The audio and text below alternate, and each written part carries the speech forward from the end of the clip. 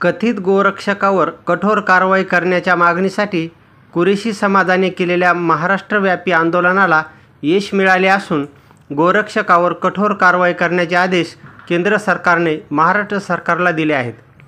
केंद्र सरकारच्या आदेशावरून महाराष्ट्र राज्याच्या गृह विभागाने नुकतेच एक परिपत्रक काढले असून त्यात गोरक्षकावर कारवाई करण्याचे आदेश देण्यात आलेले आहेत। एकंदरीत गेल्या 11 जुलैपासून राज्यभरातील कुरेशी समाजातर्फे सुरू असलेल्या आंदोलनाला मोठे यश आले असे म्हणता येईल।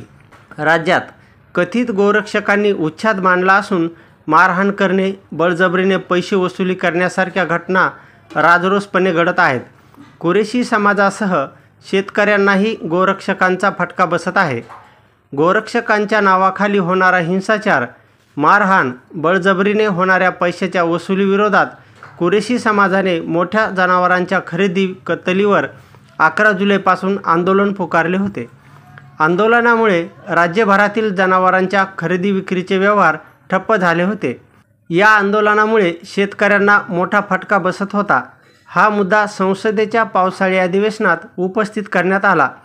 त्यानंतर केंद्र सरकारने राज्य सरकार आणि केंद्रशासित प्रदेशांना कथित गोरक्षणाच्या नावाखाली हिंसाचार करणाऱ्या समाजविघातक प्रवृत्तीवर कठोर शिक्षा करावी अशा सूचना दिल्या होत्या।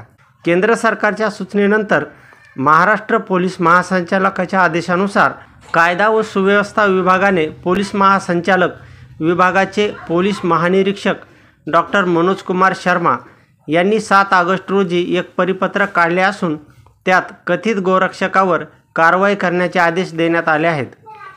यानंतर कुरेशी समाजाकडून सुरू करण्यात आलेले आंदोलन मागे घेण्यात येणार असून आता येत्या 24 ऑगस्टपासून कुरेशी समाजाचा संप मागे घेण्यात येणार आहे। कायद्यानुसार बंदी नसलेल्या जनावरांच्या खरेदी विक्री, मोठ्या जनावरांच्या कत्तलीचे काम पुन्हा सुरळीत होणार आहे।